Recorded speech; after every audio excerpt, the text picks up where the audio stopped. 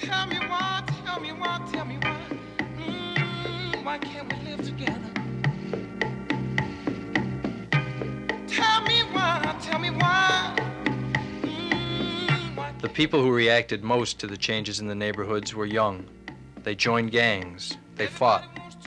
They were the ones who had to deal with each other every day, on the street, in the parks, and at the schools.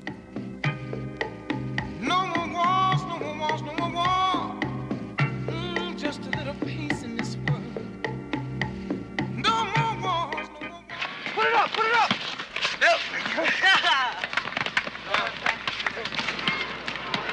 People are just becoming poorer and poorer because everything gets heavier and their lives are worse, so they're more pissed off, and that's a basis for a lot of gangbanging.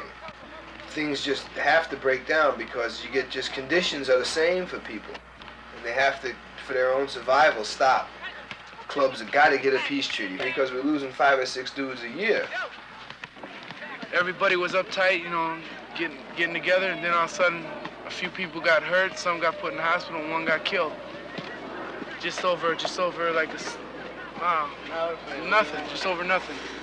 Everybody got together and they all agreed. We went from neighborhood to neighborhood, talked about it. They all dug it. And we got it together, and all the club members went and shook hands and said, everything's peace. You know, everybody's united. Because they got a peace treaty going, you know? Yeah, the couple like gangs in war, doing, you know, peace treaty. Yeah, for real, that's about it. People got tired of fighting and shit. When nothing gets done, you know? We get jumped over here one day, and next day we come running up there. They get 35 guys on us over here. We come back next day and we get all of us united and come back against them. Oh shit.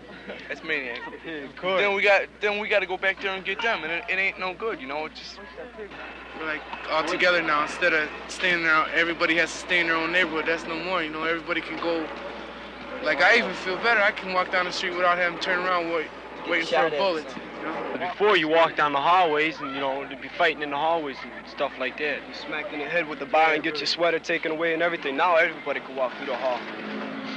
You can even eat at each other's restaurants now. Right, drink with each other, smoke, get high. Like, you know, you go to school and you read about Dick and Jane living in a house with a white fence, and they got a little dog called Spot.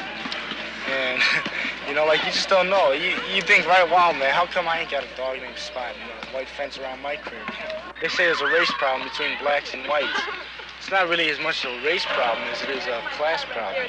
It was all like we were all lower class, and it ain't like a race problem between whites and Latins, really. It's a class thing, too. You know, the whites, like, they're higher status than, you know, like Mexicans and blacks and that, and because they had the power, you know, all along, you know, ever since the Indians, you know. And so they figure, you know, like that we ain't got no money, but we're trying to show them, you know, that we got power. You know, show them that we got a voice. Who's gonna do that? The people, us.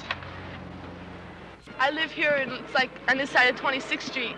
And when somebody like Mexican moves in, you know, all the neighbors get together and they're spick down the block, you know? For real, that's what it's like over here. And right away, my parents, you know, oh man, you know, all the Mexicans are moving. Let's space, you know? So we moved down about, 10 blocks. Half the block is owned by this one dude named D. And D, he kind of goes around and buys up all these buildings, and he ain't gonna rent to no black people, because the first thing he told us when we come around to look at the apartment was not to worry about the niggers, because he owns half the block. The first apartment I moved in was out in Lyons, which is this suburban community out in southwest area. And I brought this black sister home from work with me, and we had planned to go see Jane Fonda in Maywood. And about 15 minutes after we got in the apartment, my landlord, who lived upstairs from me, called up and said that you've got a black girl down there, and I got 2 calls from the neighbors, and I want her out of there. And it just freaked me out because she was a real good friend of mine, and so I decided, well, she's not going anywhere. So about a half an hour later, he calls back up and he says, well, is she gone yet? And I says, no, she's not, and she's not leaving. And he just said, okay, you got 30 days to get out. And that was that. Time by time, usually, sometimes we might have something against each other, you know, but we bring it out in the open. We bring it out in the open because we're together, you see, and you know we like to keep it like that. Now I'm not gonna lie. There's some white people that I don't get along with, and I could beat their ass, you know. But they not up in here, you know.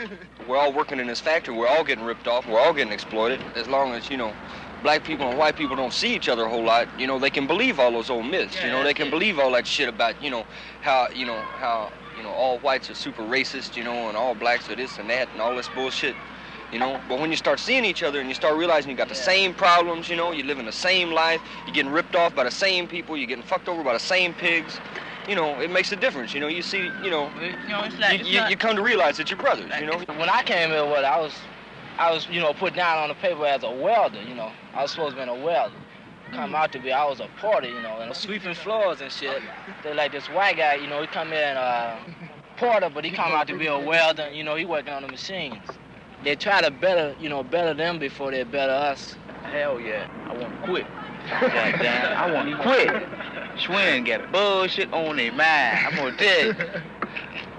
Say like the white guys, they much closer to the farm than we are, Yeah, like but you see, the only thing in Schwinn, see, like the farmers in Schwinn, they will do that. They'll come to the white dudes and say, well, hey, you gonna get a raise and shit, They won't tell us. The same shit go down when you come in here and you want a job, and they say, we ain't hiring, and somebody gonna tell you they ain't hiring because they hired a bunch of niggers over here, and they doing all this, they doing all these jobs and shit. But then you get in there in that factory, and you start seeing, you start understanding, that like he says, all of you's broke, So we're like, all broke, But hold tight, the people who really get fucked over. I mean, black, white, they really getting fucked over. But them Mexicans and Puerto Ricans.